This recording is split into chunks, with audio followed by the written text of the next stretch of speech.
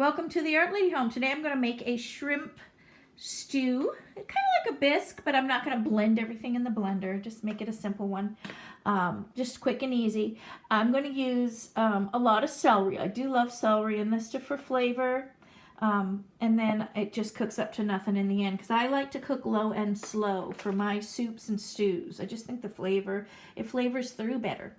But for what we're going to do, we're going to be using just a few pieces of bacon to saute in the bottom.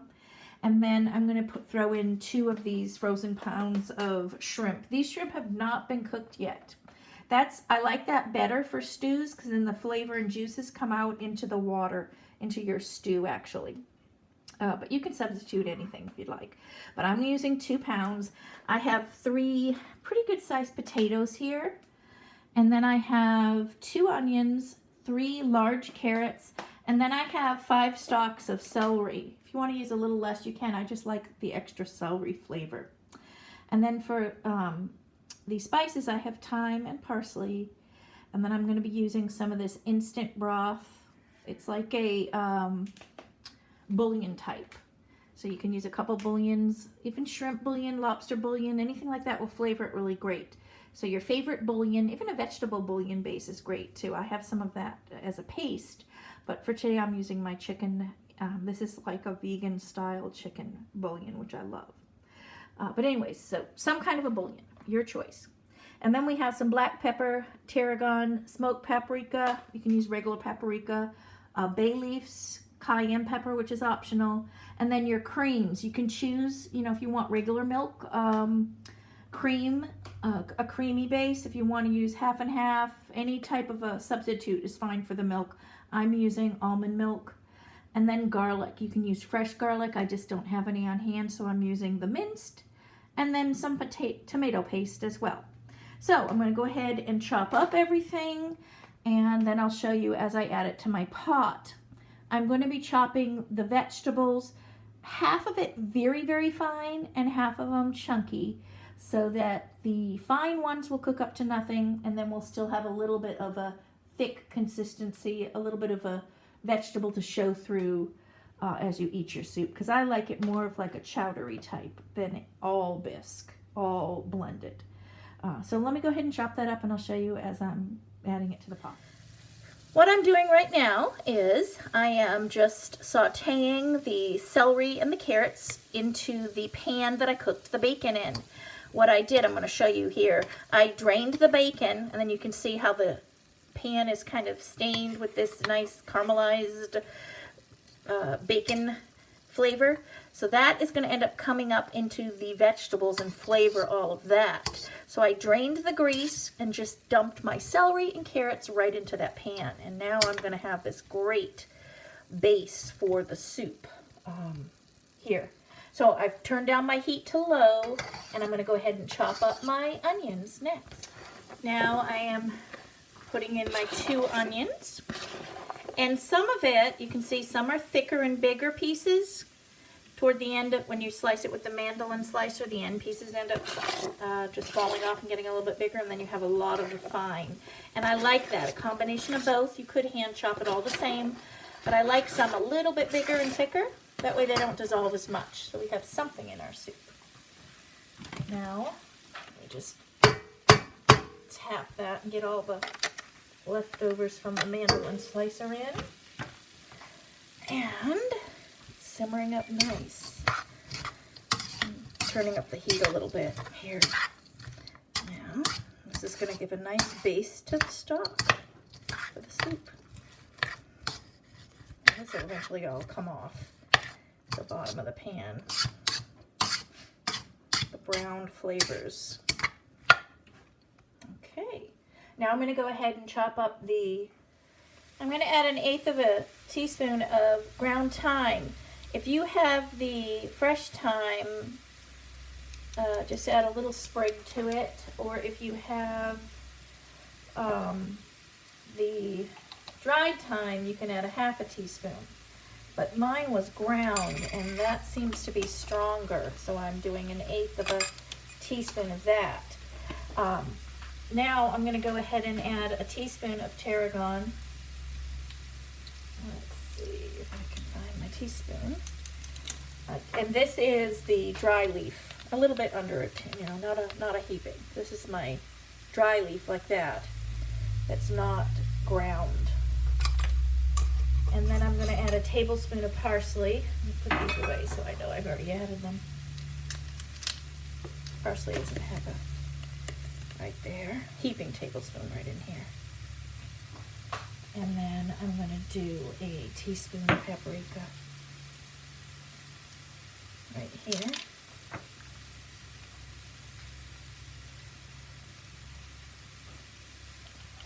And then I'm going to put in I'm going to do 3 bay leaves. Let's see. One just, oh, that was a little one that dropped right there. So I don't want this stem in. Oh, lovely. And then I've got a half a teaspoon. I always do the peppers and salts small in the beginning and then taste in the end. This is about, let's see, a half a teaspoon of pepper to start. I don't like over peppering my soups because I have ruined a soup before putting too much of it in. And now I'm going to do 2 teaspoons of my bouillon stock right here. And this is a vegan base, but you can use any of your favorite stock here. Like I said, even a shrimp bouillon is nice, or a lobster bouillon. You'll get that nice flavor. Or plain vegetable too. I love my vegetable paste that I use. Okay, so I think I've got all the seasonings. Let me give that a little stir. Oh, I do want some garlic, so let me throw in the garlic right now. Now, you can use fresh garlic. I'm going to have to collect a better spoon for this, for my garlic. You can use fresh garlic or garlic powder or whatever you want to have on hand. Now, this is the, oh my God, that smells good. Okay, so I'm going to use a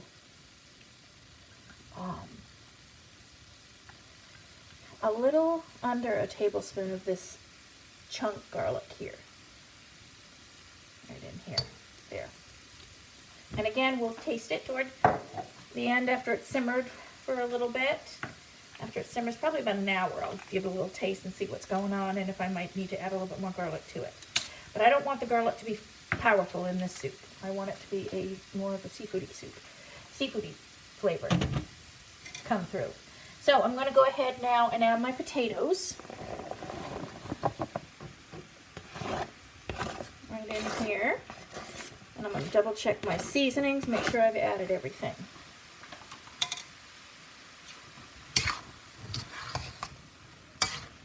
It's already smelling really amazing.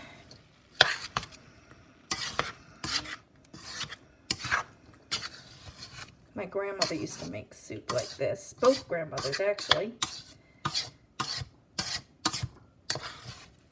And they were always, and my mom, they were always famous for their soups and stews. Everybody loved them. Okay, there we go. Now I'm going to go ahead and add 6 cups of the almond milk. Right here. And it barely covers everything. Just like that. And now I'm going to use 3 tablespoons, which is approximately half of this container. So I am going to just scoop out half the container right here. And the rest of the container, what I'm going to do is scoop it out, put it in a plastic bag, and freeze it. That way, the next time I use my soup or make a soup, about half left, I'm going to put it in a plastic freezer bag. And then the next time I make a soup, I can just pop that out. And it will be ready for my soup. That way I don't waste half a can. Because it's like, what are you going to do with a half a can? So, there's that. Let me stir that up a little bit. And now I'm going to pop in my shrimp. as soon as I dissolve this. It's looking really good. Look at that. It does look real good.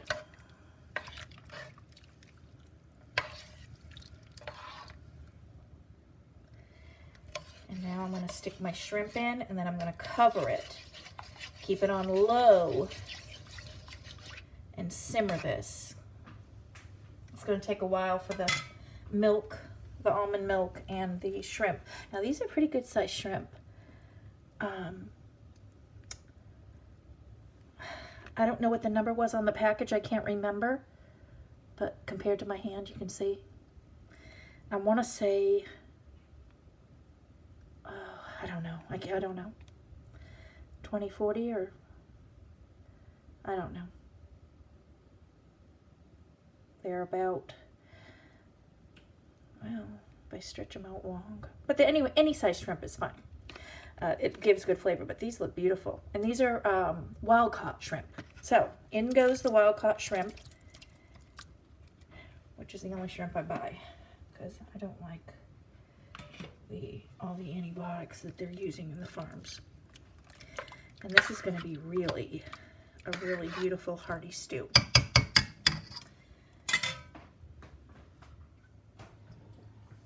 And I'm also going to add my wine.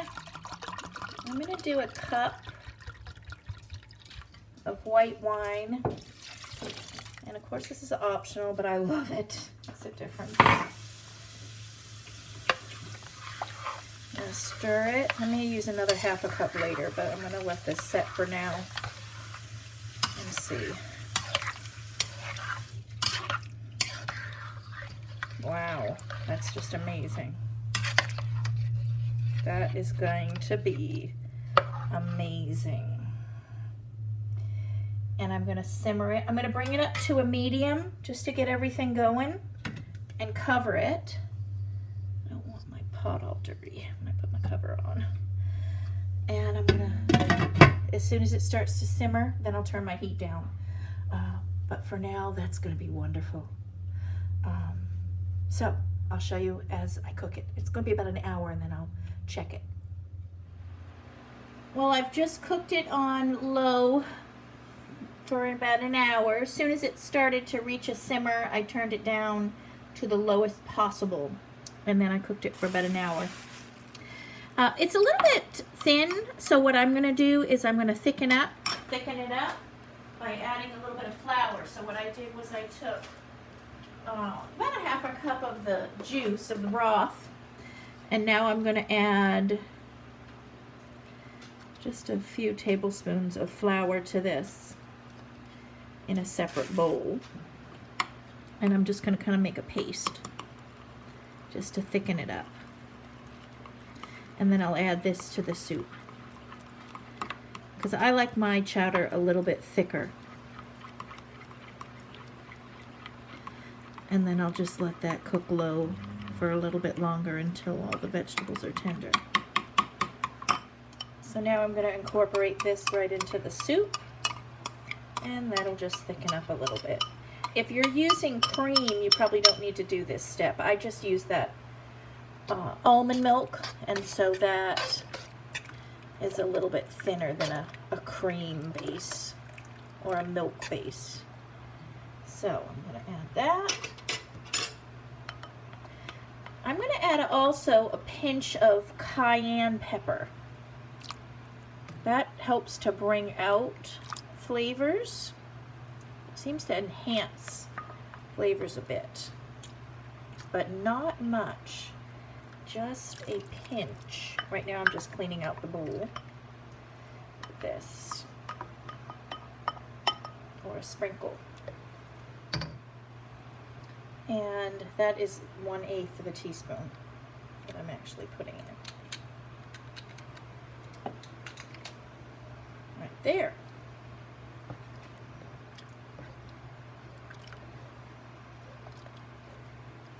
And I'm going to test the vegetables and see how tender they are. And the vegetables were nice and tender. And I'm going to go ahead and serve it up. And I hope you enjoy this really simple fish stew or fish chowder. Bon appetit!